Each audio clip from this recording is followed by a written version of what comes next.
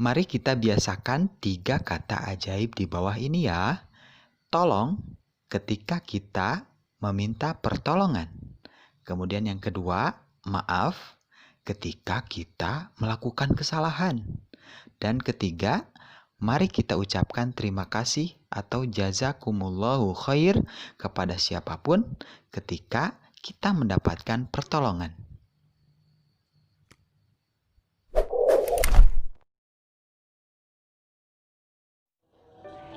Bismillahirrahmanirrahim. Assalamualaikum warahmatullahi wabarakatuh.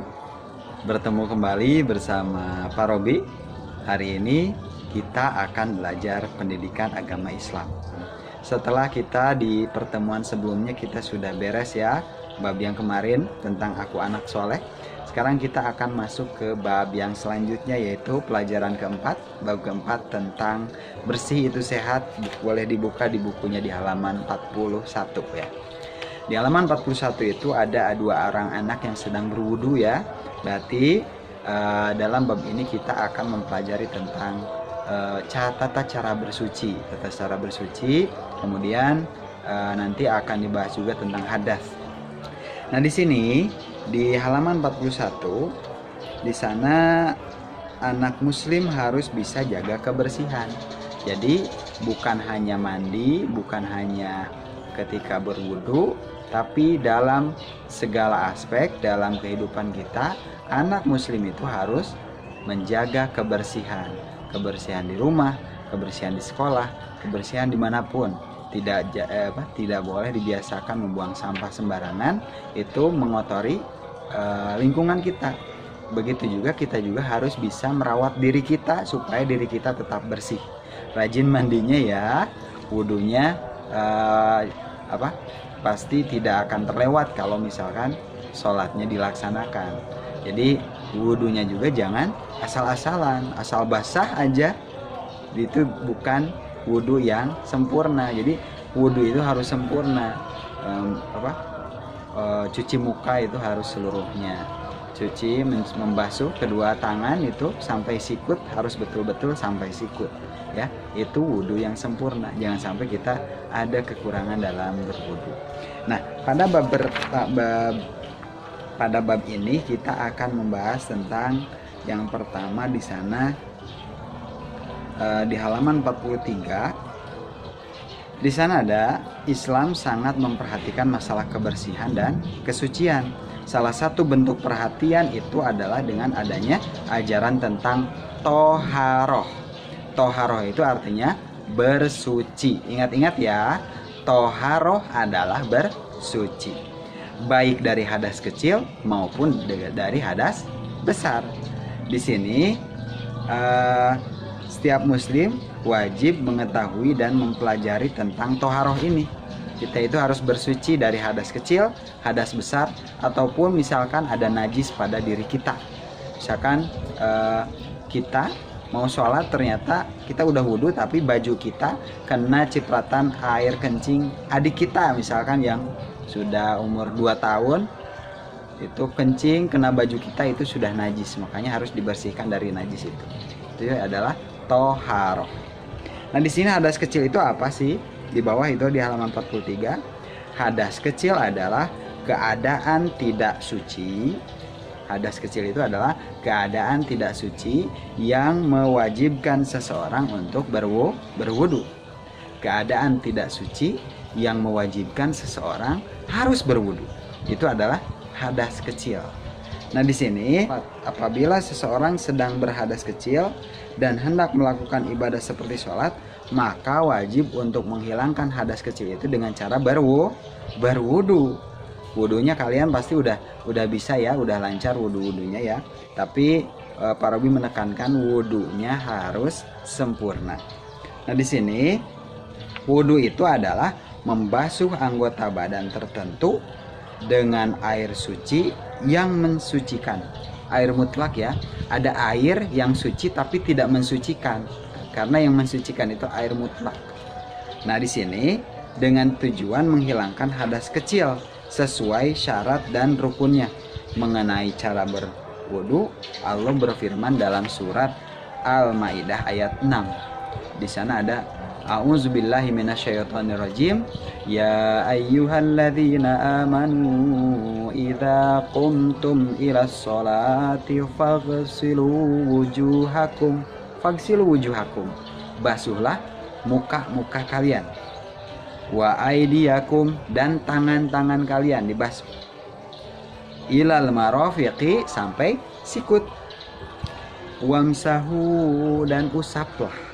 Biruusikum, kepala-kepala kalian. Wa arjulakum, dan basuhlah kaki-kaki kalian. Ilal ka'bain, sampai kedua mata kaki. Itu rukun wudhu yang ada dalam surat Al-Maidah ayat 6. Itu sebagai dasar bahwa kewajiban berwudhu itu sangat penting sekali pada Al-Maidah ayat ke-6. Di sini ada hadis dari Abu Hurairah bahwa Rasulullah SAW bersabda, katanya, la yaqbalullahu sholata ahadikum, Allah tidak akan menerima sholat salah seorang di antara kalian idza ahdasa, apabila dia itu sedang hadas, hatta yatawaddoa, sampai dia berwudu. Kalau dia udah wudu baru sholatnya diterima. Makanya kalau kita belum wudu terus sholat, diterima tidak sholatnya? Tidak ya. Kita udah sholat bener tapi belum bersuci. Wah, sayang sekali ya. Kita itu harus menghilangkan hadasnya dulu, yaitu dengan cara berwudu. Di sini ada beberapa hal yang membatalkan wudu itu. Biasanya seseorang hadas itu ada beberapa alasan. Misalkan keluar sesuatu dari kubul maupun dubur. Kalau kubul itu dari depan, misalkan kita kencing, itu dia sudah hadas kecil. Atau dubur, misalkan dari belakang ya, dari belakang itu misalkan kita pup ya, BAB, itu maka dia sudah hadas. Nah, itu diantara penyebab seseorang berhadas kecil. Nah, sekarang kita masuk di halaman 46. Di sana ada tata cara bersuci dari hadas kecil. Orang yang berhadas kecil bisa disucikan dengan cara berwudu. Dalam berwudu ada ketentuan-ketentuan yang harus diperhatikan. Ketentuan tersebut adalah syarat sah wudu, rukun wudu, dan sunnah wudu. Jadi ada syaratnya, ada rukunnya, kemudian ada sunnahnya. Syarat wudu itu apa saja ya? Syarat wudu itu di sana syarat sah wudu yang pertama, dia itu harus beragama Islam. Kalau dia agamanya Islam terus wudu, maka sah wudunya. Kemudian yang kedua adalah mumayyiz. Mumayyiz itu anak yang bisa membedakan yang benar atau yang salah. Maksudnya anak ini sudah mulai dewasa ya. Kalau anak ini sudah tahu, oh ternyata kalau berbohong itu salah. Kalau sudah ada pemikiran seperti itu, maka dia sudah mulai dewasa ya. Maka wudunya sah. Nah, di sini yang ketiga ada memakai air suci yang mensucikan. Tidak boleh berwudu dengan sembarangan air ya. Ada air selokan, wudu di sana kan secara rasional juga nggak masuk akal ya. Masa wudu di sana? Kalau misalkan wudunya pakai misalkan minuman dingin, wah ada minuman dingin nih, kita wudu di sana. Itu kan kenapa mesti wudu pakai itu? Kalau ada wudu dengan air toran ya, atau air PDAM misalkan. Kenapa mesti wudhu pakai air itu? Nah, di sini kemudian yang keempat adalah tidak ada sesuatu yang menghalangi sampainya air ke kulit. Jadi jangan sampai ada anggota tubuh kita yang tidak terkena air wudhu. Kalau ada yang tidak terkena air wudhu, maka itu wudhunya tidak sah. Sayang sekali ya. Kemudian kita masuk ke rukun wudhu. Di sana ada rukun wudhu itu sesuai dengan Al-Maidah ayat 6. Jadi yang pertama adalah niat. Jadi kalau kita mau wudhu harus sudah ada niatnya. Kemudian yang kedua membasuh muka. Kemudian yang ketiga membasuh kedua tangan sampai sikut. Jangan sampai kurang dari sikut, itu tidak boleh.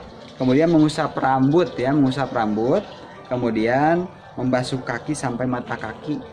Dan yang terakhir adalah tertib, maksudnya harus berurutan. Jangan sampai kita cuci kaki dulu baru cuci muka, nah itu nggak boleh ya, harus tertib. Ada juga sunnah wudhu. Sunnah wudhu ini adalah seperti kita melaksanakan membaca ta'awud, mengucapkan basmalah sebelum berwudhu, itu adalah sunnah wudhu. Kemudian berkumur-kumur itu tidak ada dalam rukun wudhu. Berkumur-kumur itu adalah sunnah wudhu. Kemudian menghirup air ke hidung, kemudian dikeluarkan lagi. Namanya kalau menghirup air ke dalam hidung, ke dalam lubang hidung itu adalah istinsak. Kalau mengeluarkan airnya, itu adalah istinsar. Kemudian ada lagi menyapu seluruh kepala, membasuh sela-sela jari tangan, itu jari sela-sela jari tangannya harus dibersihkan, itu merupakan sunnah wudhu. Kemudian mendahulukan yang kanan itu juga adalah sunnah wudhu. Di sini juga ada mengusap kedua telinga bagian luar dan dalam, merupakan bagian sunnah wudhu. Dan yang terakhir adalah membaca doa setelah wudhu, yaitu mengucapkan syahadat asyhadu alla ilaha illallah wa asyhadu anna muhammadan abduhu wa rasuluh ya. Itu adalah materi kali ini. Kalau kalian ingin tahu cara berwudu, kurang lebihnya Pak Robi akan mengajak kalian berwudu. Mari kita berwudu.